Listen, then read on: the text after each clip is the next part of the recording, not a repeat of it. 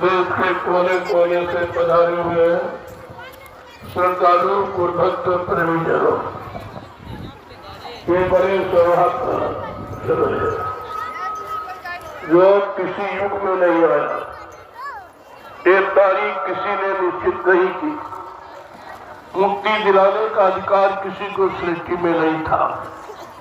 राजपाट धन दौलत मान सम्मान पद पत्नी बाल बच्चे दिलाने का अधिकार रहा, लेकिन जीवात्माओं को मुक्ति मिल जाए, जीवात्माएं अपने घर चली जाए, काल माया के देश में कभी आना न पड़े, ये अलौकिक दीप अलौकिक कार्य किसी ने किया नहीं। आज आपका सौभाग्य है ऐसे पुण्य पावन पवित्र आत्मिक उन्नति और रूहानी तरक्की हासिल करने के संदर्भ में आप आए हुए हो और आप इसका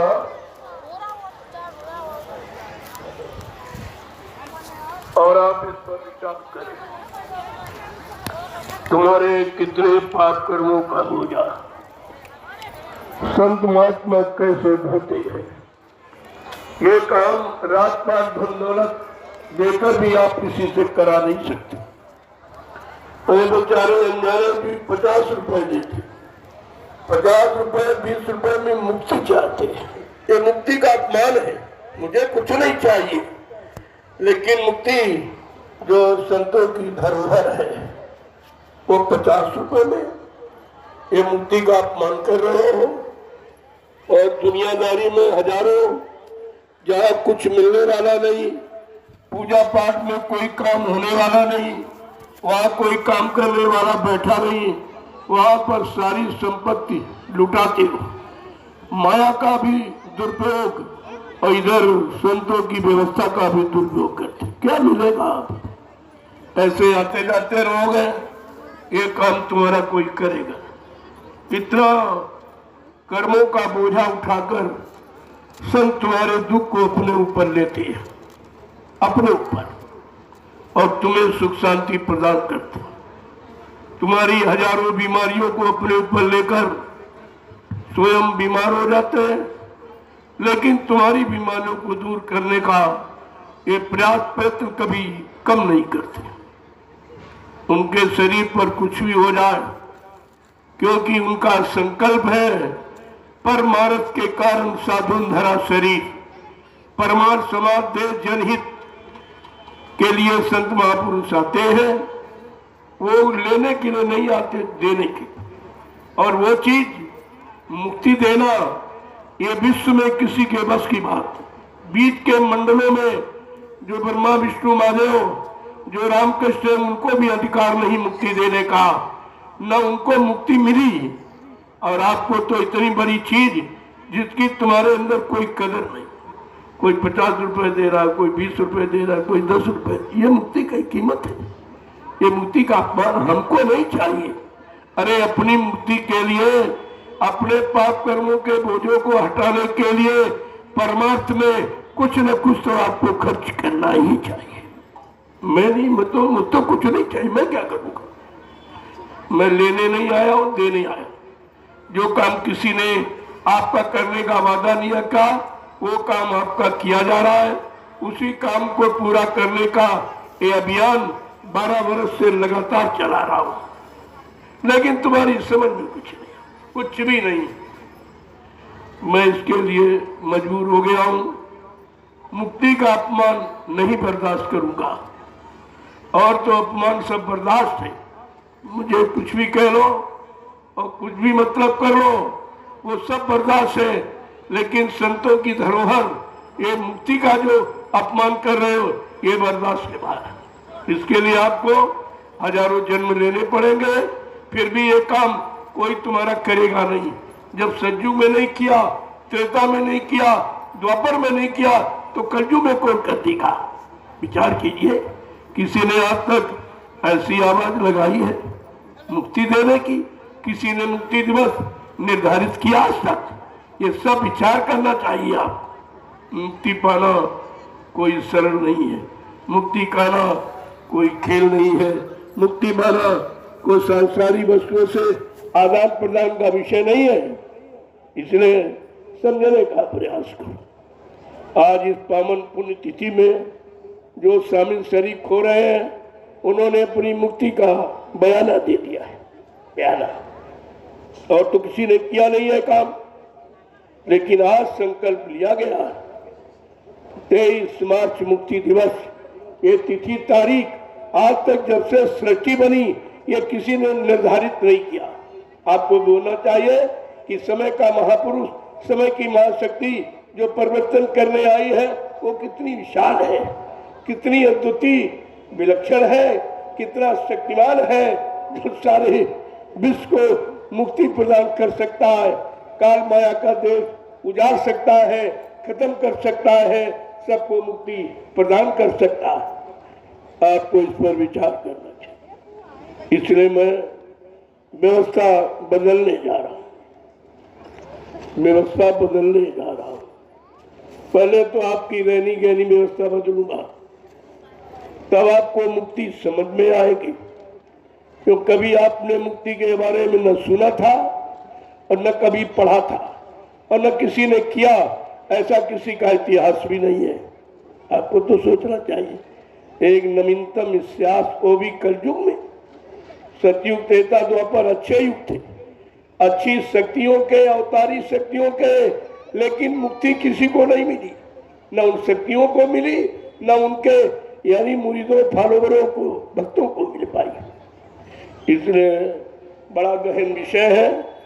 मैं इस पर कल बोलूंगा, कल कहूँगा। आज तो भी नहीं, वो तारीख कल की निश्चित। इशारा तो मैं कल से ही कर रहा हूँ, लेकिन खुल करके कल संदेश दूंगा आपको, जो आपने विश्व में कहीं किसी से सुना नहीं होगा और न कोई आपको सुनाएगा, न ये काम कोई करके सिद्ध करेगा।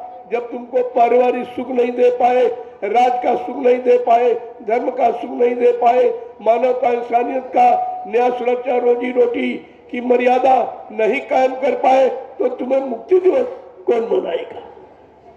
तुम्हारी जीवात्मा रूह को मुक्ति कौन देगा?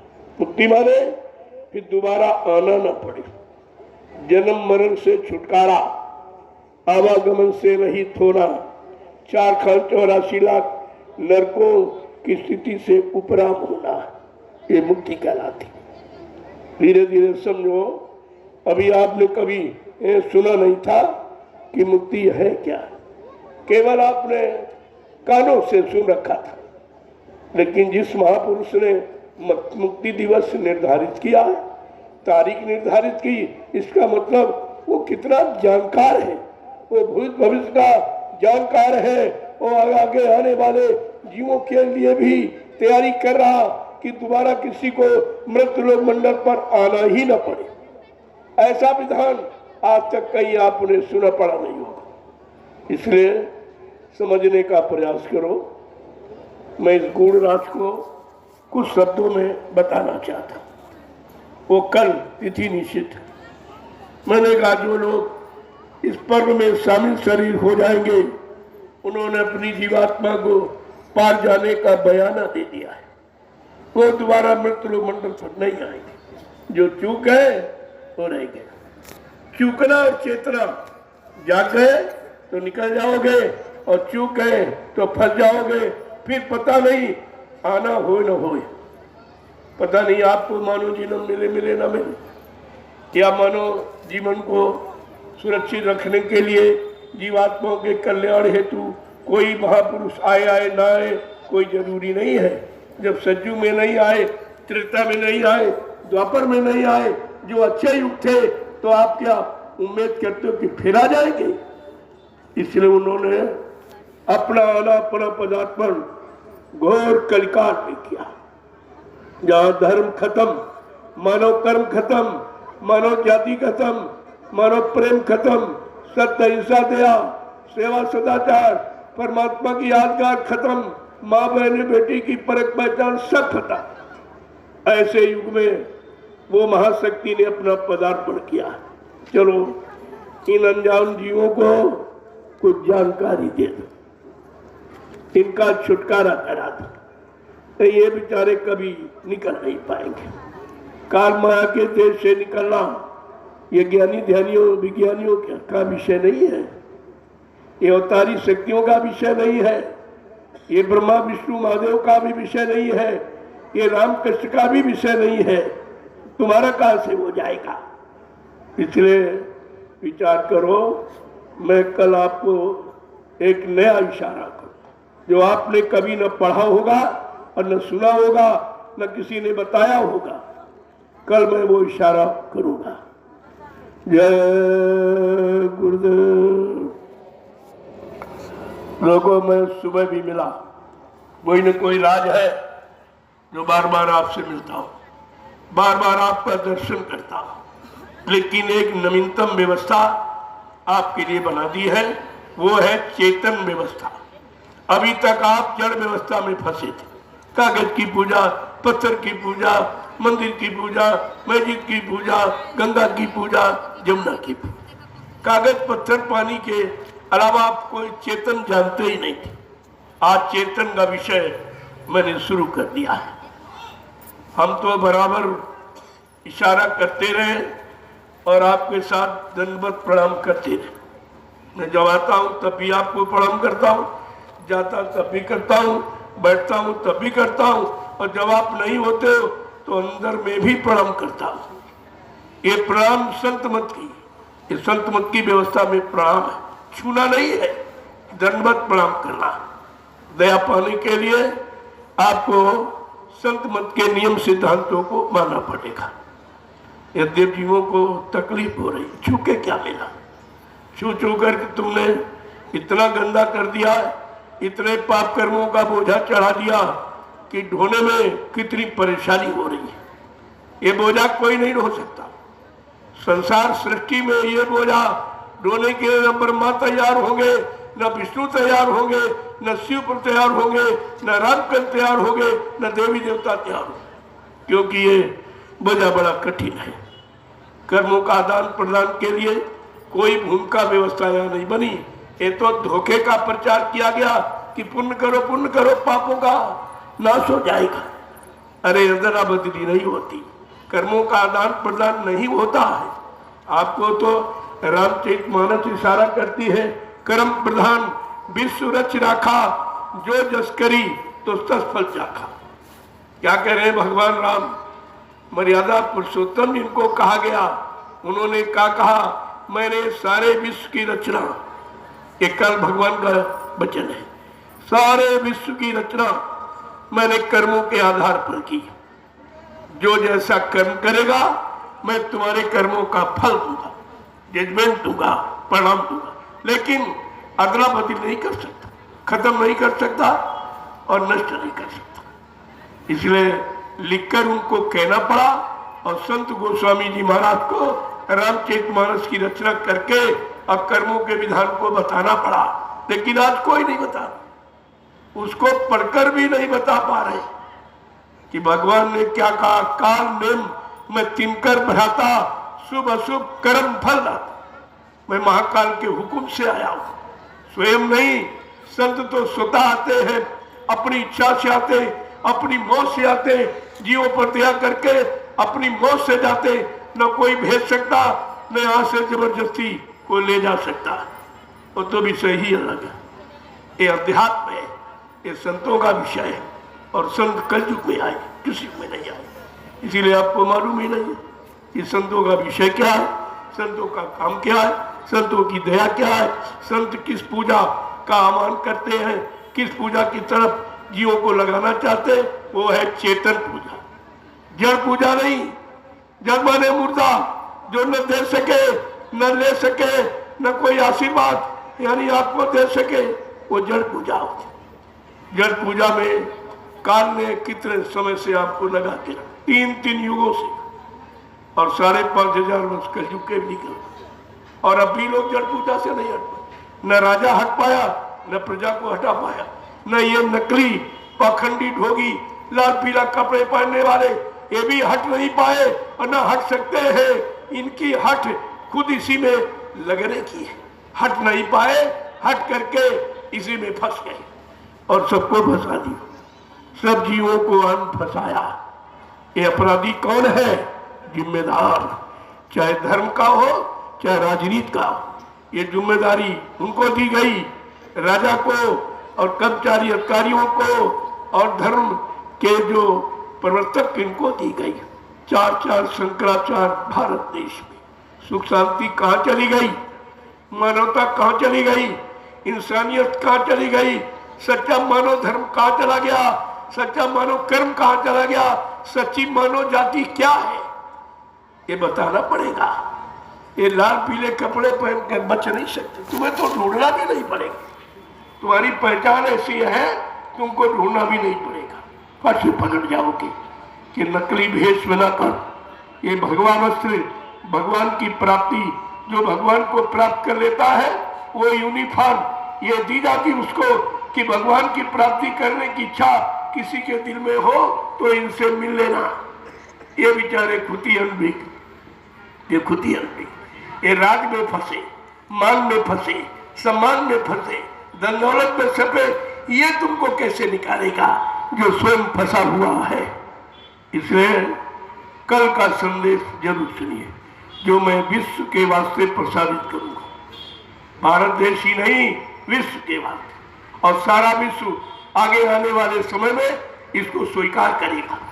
क्योंकि तब तक इतना फंस जाओगे बीमारी, महामारी, लड़ाई झगड़ों में, दैवी प्रकोपों में, दुर्घटनाओं में, अकाल मौतों में इतना फंस जाओगे आपको संतों की शरण में आना ही पड़ेगा। अभी आपको बताया जा रहा, तुम्हारी समझ में नहीं आ रही, तुम्हारी इच्छा शायद वो दे दे, शायद वो दे दे, शायद वो कर दे। ये करते करते तुम्हारे 72 साल आजादी के निकल गए, मिला कुछ नहीं। क्यों? ये देने वाले नहीं है, तो लेने वाले। वो तो साफ पहचान देते, चंदा तुमसे लेते, वोट तुमसे लेते, नोट तुमसे लेते, महंगाई तुमसे लेते, ये सब तुम्ही से लेते। लेने वाला कौन होता? दाता। देने वाला दाता, लेने वाला भिखारी। इन भिखारियों से उम्मीद करते हो कुछ मिल जाएगा? क्या इतने दिन में मिला? कोई बता दे क्या मिला? कितनी पंचवर्षीय योजनाएं तुमको सेवा का अवसर मौका दिया गया, आपने कितनी सेवा की कि सबसे अपनी सेवा कराई। आपने किसी को दिया कि सबसे दिया। इतना कर्मों का बोझा ये लादे हैं, इनको हजारों जन्म अभी लेने पड़ेंगे अपनी जनता के कर्जे को उतारने के लिए। तो संतों का विषय है, ये इनका लोभी लालचियों का विषय नहीं है। मैं खोल कर कह रहा हूँ, जो कोई नहीं कहेगा उसे मैं कह रहा हूँ, कोई नहीं बताएगा वो आपको बताने जा रहा हूँ, और कोई नहीं कर सकेगा वो काम आपका करके दिखा दिया जाएगा। जय गुरुदेव, जय गुरुदेव, जय गुरुदेव। प्रेमियों, इस कलयुग की परेशानियों ने तुम्हारे दुख तकलीफों को देखकर हमको मजबूर कर दिया। ये विषय मेरा कहने का नहीं है, लेकिन जब राजा भूल जाता प्रजा भूल जाती, उसके सलाहकार मंत्रिमंडल के लोग मंत्री भूल जाते। तो भारत का इतिहास है कि महात्माओं ने अपनी फर्ज अदा की। चाहे तुम द्वापर का इतिहास देख लो, जब सब भूल गए, राजा भी धर्म को भूल गया, और जितने बड़े बड़े अपने आप को आचार्य गुरु मानते थे वो भी भूल गए। विश्व पितामह गुरु द्रोणाचार्य, ये इतिहास आपके सामने है। जब सब भूल गए तब कोई कहने वाला था, वो था महात्मा विदुर। उसने कहा था ये अन्याय है, ये पाप है, ये अधर्म है, लिहाजा ऐसे अन्याय के समय में अधर्मी राजा के राज में मैं अपने पद को छोड़ रहा हूँ। यहाँ किसी मंत्रिमंडल में मंत्रियों ने कोई इस्तीफा दिया है? सब उसी में जुटे पड़े, सब तो सबके सब दोषी हो गए। इसलिए महात्माओं को ये दोष निवारण कैसे होगा और सबको सुख शांति कैसे मिलेगी, इसलिए उनको समय से संदेश कहना पड़ा।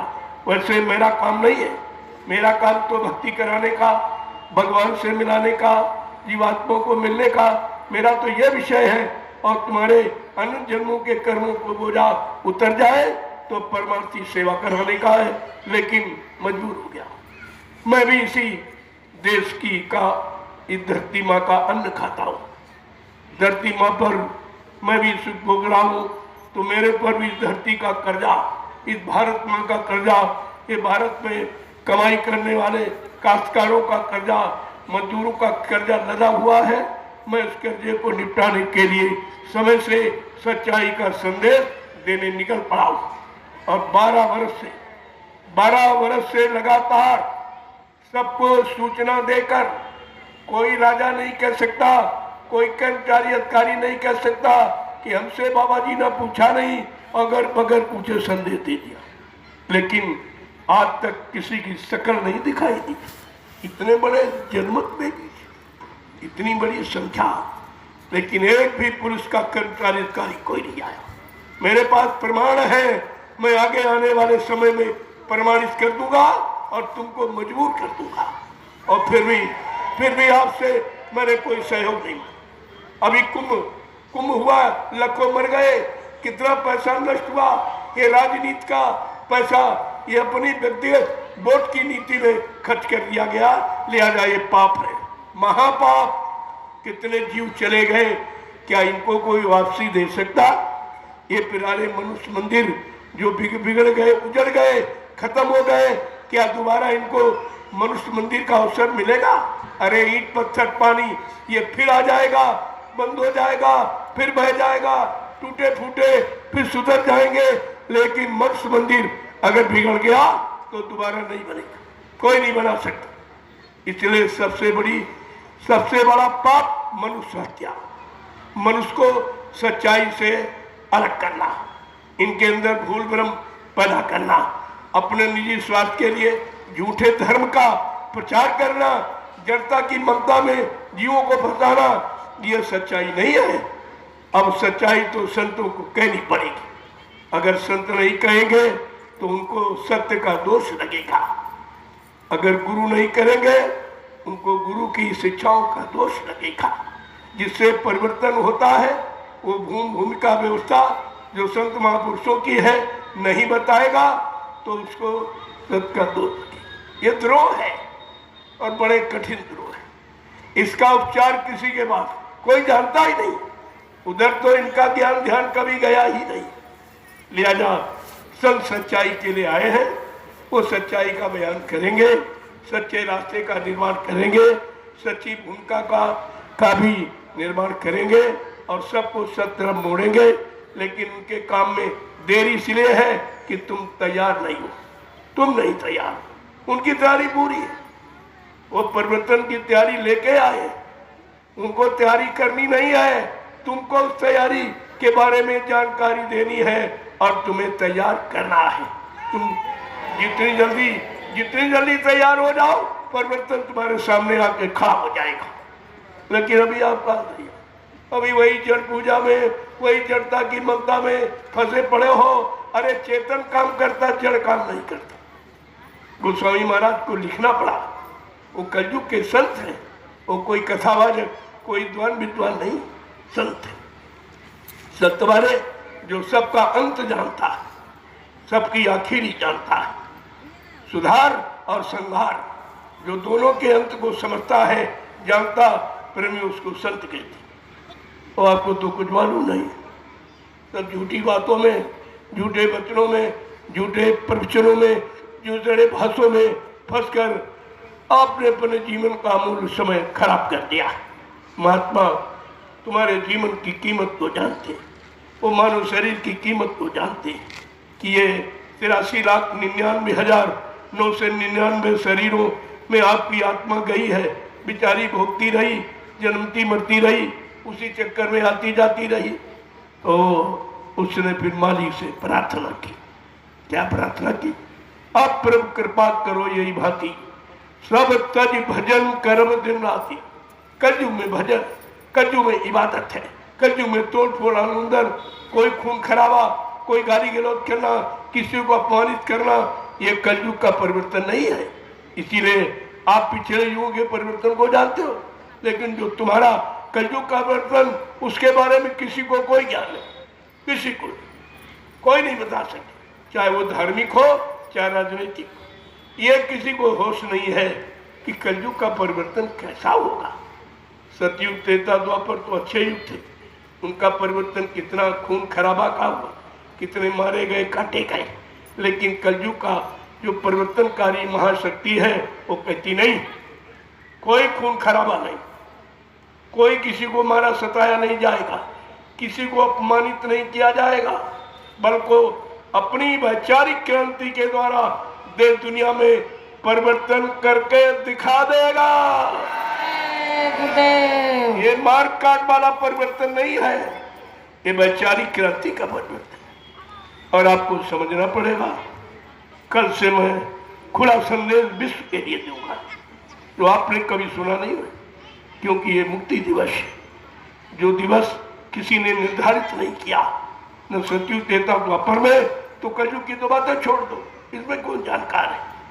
और मुक्ति ही हमारा आपका परम कर्तव्य, हमारा आपका सच्चा धर्म, हमारा आपका सच्चा मानव कर्म है कि जीवात्मा को मनुष्य शरीर में मुक्ति मिल जाए, दोबारा आना न पड़े, काल माया के चक्कर में, कर्मों के विधान में, पाप पुण्य में कभी आना जाना न पड़े, उसको कहते हैं मुक्ति। जय गुरुदेव। सुबह मैंने आपका दर्शन किया, आप सबको प्रणाम किया और रोज ही करता हूं, रोज ही करता हूं। प्रणाम हमारा आध्यात्मिक विषय है। प्रणाम शरीर को नहीं, जो जड़ है, जड़ को प्रणाम नहीं होता, कागज पत्थर को प्रणाम नहीं होता, उसको छूते हो, लेकिन प्रणाम किया जाता है, वो जीवात्मा से परमात्मा को प्रणाम होता है। इसलिए मैं प्रणाम की व्यवस्था आपके सामने रखना चाहता हूं और जड़ता से आपको हटाना चाहता हूं। जड़ पूजा से आज तक किसी को कुछ मिला है तो बता दे वो कि हमको मिला। जड़ पूजा से क्या मिला?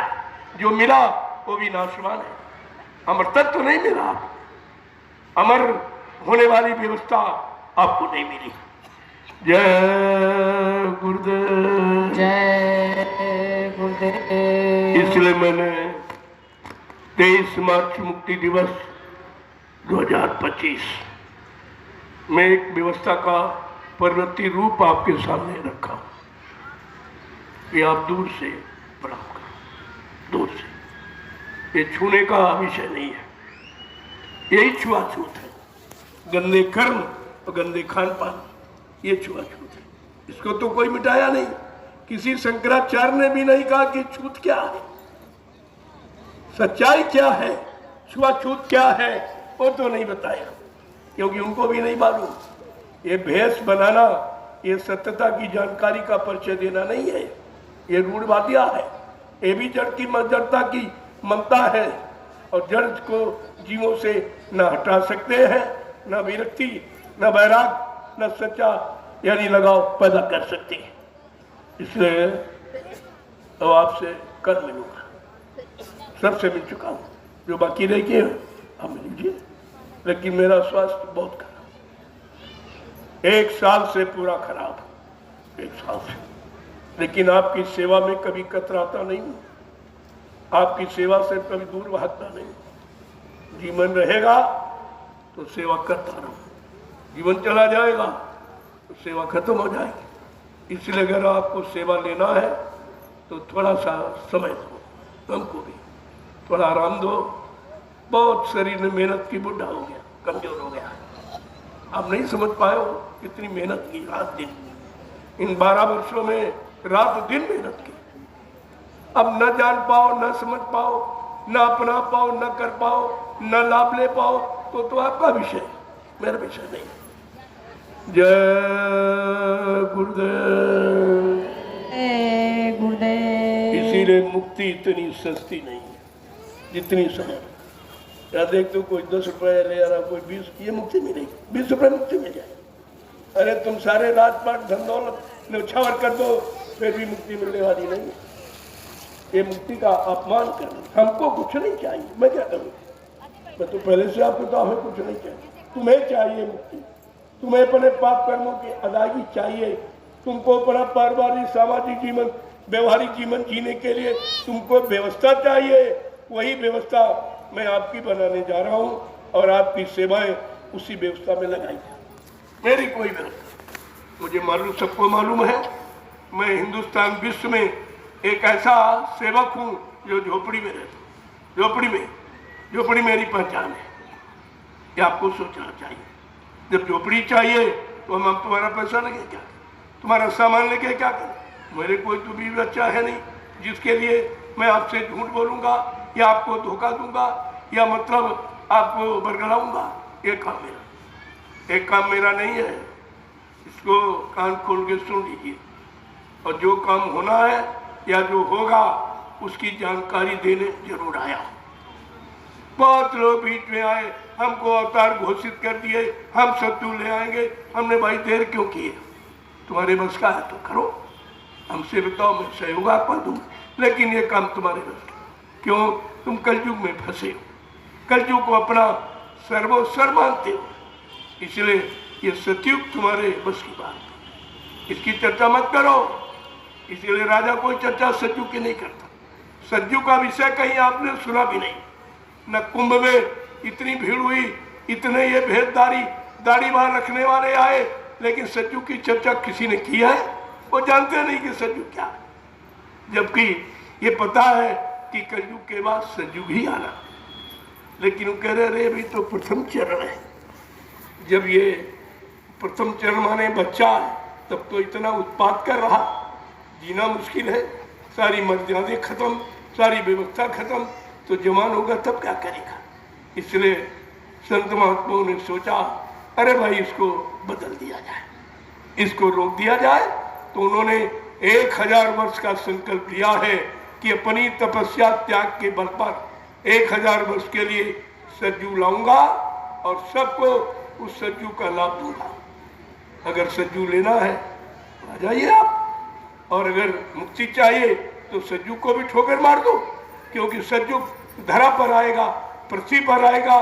जो पृथ्वी पर रहना चाहते वो सज्जू की कामना करे, जो मुक्ति चाहते वो सज्जू को भी गले नहीं लगाते। बात समझिए आप।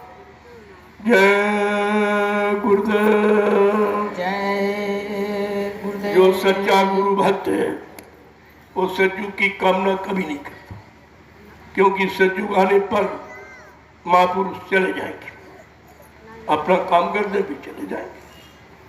कहा नहीं था आपसे, कितनी बार कहा, जब मेरा काम पूरा हो जाएगा, सज्जू आ जाएगा तो मैं अपने धाम चला जाऊंगा, फिर यहाँ नहीं। इसलिए कलयुग है, तब तक दर्शन दीदार हो रहा, वचन भी सुन रहे हो, अच्छा बुरा पाप पुण्य में माफी भी मिल रही। लेकिन जब महापुरुष चला जाएगा फिर आपको किसी चीज की क्षमा नहीं। सच्चे प्रेमी है वो सज्जू नहीं चाहते, कहते कलयुग बना रहे, कलयुग बना रहेगा, महापुरुष बने रहेंगे, क्योंकि उनका अभियान है, संकल्प है कि कलयुग को भगाऊंगा और सज्जू को लाऊंगा। इसलिए हमें आपको सोचना है कि कलयुग में ही अपना काम बना लिए, क्योंकि संकल्प शास्त्र सामने ले गया है। 1000 वर्ष जितने जीवों ने नामदान दिया, 1000 वर्ष में उनको बदल करके उनके कर्मों का खमियाजा भुगतान करा करके उनको निर्धाम पहुंचा दिया जाएगा। इतना बड़ा संकल्प लेकर जो समर्थ महापुरुष भूमंडल पर आया, छोटा मोटा काम नहीं। इसलिए आप समझने का प्रयास करो। मैं तो प्रार्थना ही कर सकता हूँ, राजा से भी कर रहा हूँ, प्रजा से भी कर, सबसे कर रहा हूँ, सब नर नारी हिंदू मुसलमान सबसे प्रार्थना करता हूँ। मेरा काम प्रार्थना करने, मेरा काम समझाने बताने का, आपत्ति मुसीबत से दूर रखने का है, क्योंकि मानव जीवन की कीमत महात्मा जानते हैं, ये बार बार नहीं मिलता। मिला है तो अपनी जीवात्मा का कल्याण करा लो। कल्याण कराने वाला भी तो नहीं मिला था, और मिला है तो आप समझ नहीं पा रहे, उसी को समझना है। कल मुक्ति दिवस, कल सुबह आऊँगा जल्दी, इसलिए अभी यहीं से विराम ले रहा हूँ। आप तैयारी करो, सुबह बहुत जल्दी आऊँगा, क्योंकि मुक्ति दिवस का ध्वज लहराएगा, सारे विश्व में लहराएगा, सारे विश्व की सुख शांति के लिए लहराएगा। वो राजपाट धन दौलत एवं नोट बोट प्रधानमंत्री राष्ट्रपति मुख्यमंत्री बनने वाला नहीं ध्वज है, ये जीवात्माओं को मुक्ति दिलाने वाला ध्वज, ध्वज माने अधिकार, झंडा अधिकार का प्रतीक होता है। हमारी आपकी जीवात्माओं को अधिकार मिल जाए अपने घर जाने का, अपनी मुक्ति पाने का। इसलिए कल मुक्ति दिवस, जय गुरुदेव नाम प्रभु की ध्वजा कल लहराई जाए। ये इंसानों की ध्वजा नहीं है, ये राजनीति लोगों की नहीं है, ये पाखंडियों ढोंगियों की नहीं है, ये है यानी प्रभु नाम का झंडा, जो प्रभु ही परमात्मा ही मुक्ति दिला सकता, बाकी किसी के बस की बात नहीं। इशारा समझिए आप पहले। इसलिए ये झंडा सबका, चाहे हिंदू मुसलमान की बात नहीं है, ये सबकी रूह, सबकी जीवात्माओं को निजात देने के लिए, जीवात्माओं को घर पहुंचने के लिए, मालिक का दर्शन दीदार करने के लिए ये ध्वज आपके लिए फकीर महात्माओं ने समय से बना के तैयार कर दिया। इसको पकड़ो, बाकी ये नकली झंडे पकड़े घूम रहे, इससे कुछ होने वाला नहीं, कुछ भी नहीं। ये कपड़ा झंडा नहीं होता, कपड़ा नहीं झंडा, मानवता इंसानियत झंडा होता, जो मानव प्रेम सिखाए, इंसानों को इंसानियत सिखाए, सब में दया धर्म लाए, वो झंडा सब मानव को अपना अधिकार पाने का प्रतीक होता है। कल वो ध्वज सारे विश्व के लिए लहराएगा। धीरे धीरे सब जान जाएंगे ये ध्वज कैसा अनोखा, जो आज तक धरती मंडल पर किसी ने लहराया नहीं। लहर लहर लहराएगा, जय गुरुदेव नाम का झंडा सारे विश्व में फहराएगा।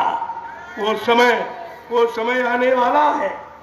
अभी तो अपने घर में नहीं फहरा पा रहे हो, इसीलिए तुम्हारी घर की सुख शांति चली गई, परिवार में नहीं कर पा रहे हो, गांव मोहल्ले में नहीं, तो इसलिए सारे देश समाज परिवारों की सुख शांति चली गई। ये झंडा सुख शांति देने के लिए था। ये चंदा नोट वोट मान सम्मान मांगने वाला झंडा नहीं है। और आपको यही झंडे पकड़ाए गए, चाहे राजनीति लोगों के, चाहे धर्मी लोगों के, सब अपने अपनी पहचान बना रहे हैं। अरे तुम्हारी पहचान क्या झंडा है? तुम्हारी पहचान है मानवता इंसानियत, तुम्हारी पहचान है चरित्र, तुम्हारी पहचान सेवा दया सदाचार परमात्मा की यादगार, तुम्हारी पहचान माँ बहन बेटियों की इज्जत बचाना, ये इंसानियत की पहचान है। और तो पहचान आपने खत्म कर दिया, सारा देश गड्ढे में चला गया। जय गुरुदेव। जय गुरुदेव। अब आप लोग जो कुछ रह गए हो तो मिल लो, नहीं कर दो।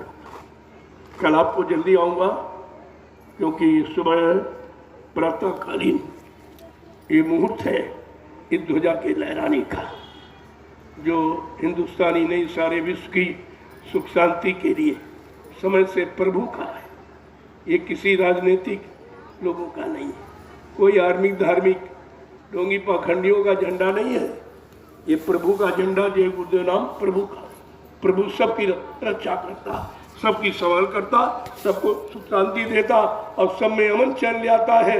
आज वो झंडा तुम्हारे सामने पहली बार आया, कभी नहीं था। कोई इतिहास उठा लो, प्रभु नाम का झंडा कभी नहीं। लेकिन आप जानते नहीं थे, जानते नहीं तभी तो इतना समय लग गया। इस झंडे को गौरव गरिमा बताने के लिए कितना समय देना पड़ा, और ये उत्सव बराबर मिला है।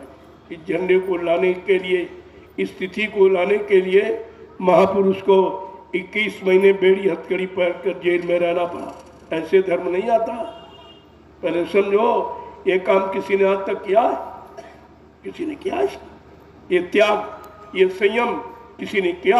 ये परेशानी दुख तकलीफ किसी ने इस भारत की जनता के लिए उठाई है?